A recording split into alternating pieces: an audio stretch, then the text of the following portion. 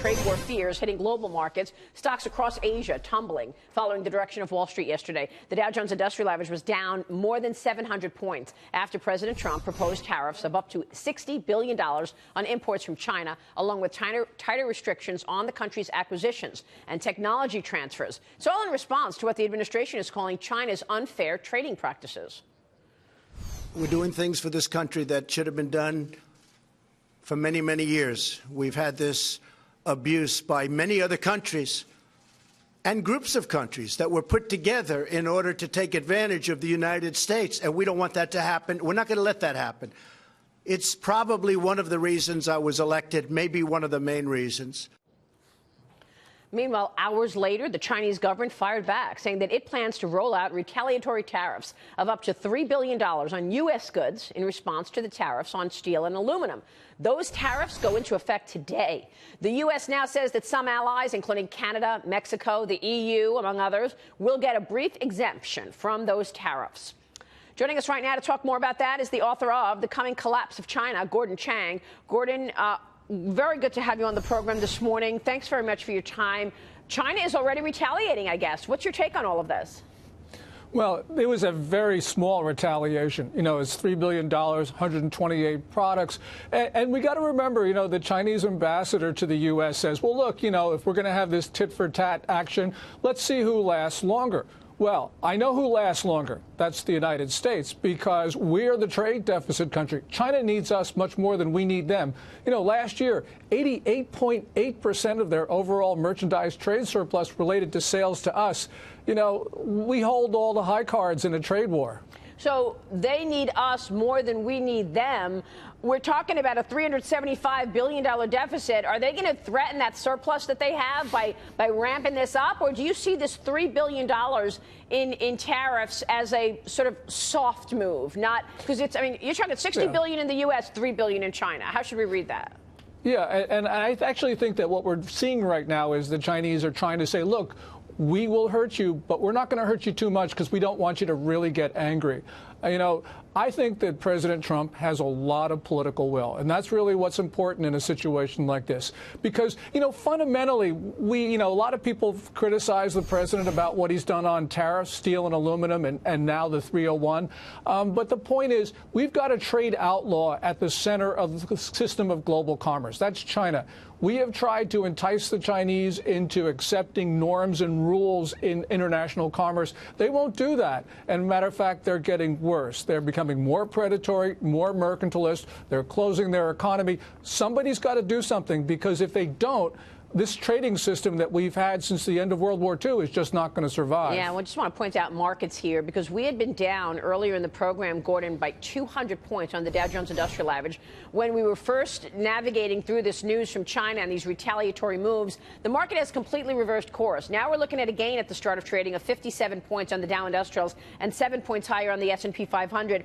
Do you think this is a negotiating move by this president? I mean, he's also putting restrictions on what China can acquire and how much. But by the way, that's what China does, right? I mean, American companies can't go to China and own more than 49% of anything. And by the way, they can't even own directly a company. They have to do it through a JV, a joint venture.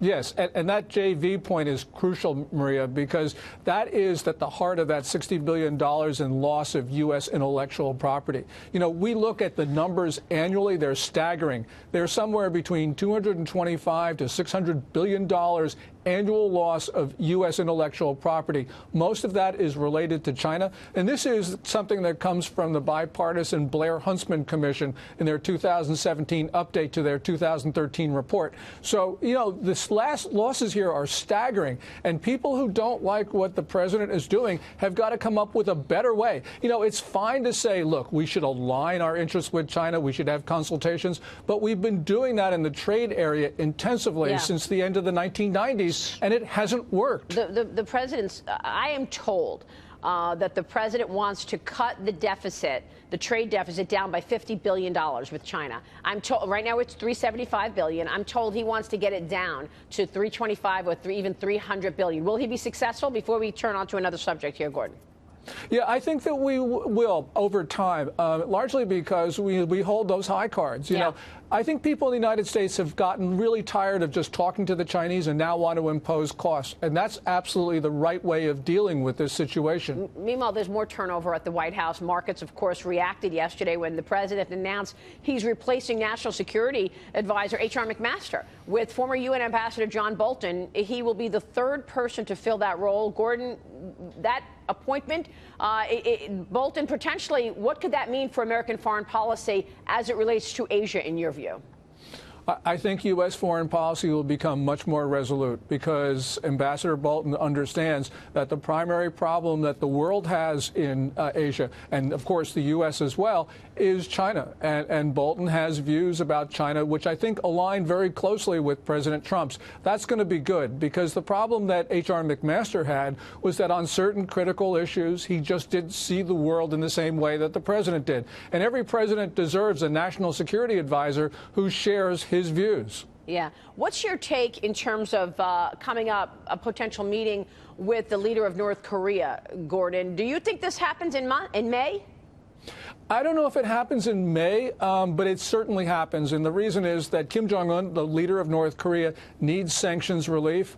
And I actually think President Trump made instinctually the right decision. In 45 minutes, he came up with the right decision to meet with Kim. And the reason is that Kim Jong-un, in addition to the sanctions relief, wanted to drive a wedge between Seoul and Washington because Moon Jae-in, the South Korean president, wanted this Trump-Kim summit. It's going to happen. And that was the right thing because if we stay strong with South Korea, we'll always get acceptable outcomes and maybe even good ones. So I guess China is watching as well who the president puts into which role. You say John Bolton will be more resolute. What does that mean in terms of how the U.S. changes strategy in Asia?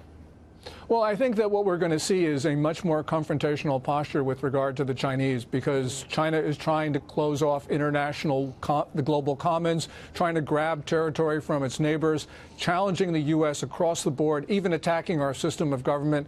I don't think John Bolton will put up with that. Yeah, I mean, and a lot of these things have been known for a long time, right? I mean, everybody gets it when you say, yeah, China steals all of our stuff or they're stealing our intellectual property. Businesses have been taking this for decades.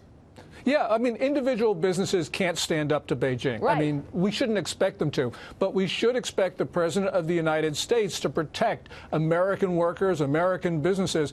And unfortunately, you know, we've had this view of, oh, let's just talk to the Chinese. Let's try to get them to see their better interests. Well, yeah, they should see their better interests, but they don't. And so, you know, you now have a president in President Trump who looks at this and says, look, we've got to try something different. It might not work, but if we do the old things, we know we're going to fail. So I think that we should all be applauding what President Trump is doing in this regard, trying something new. All right. We will leave it there. We'll be watching that. Gordon, it's great to hear from you. Thanks so much. Thanks, Maria. Gordon Chang on China there.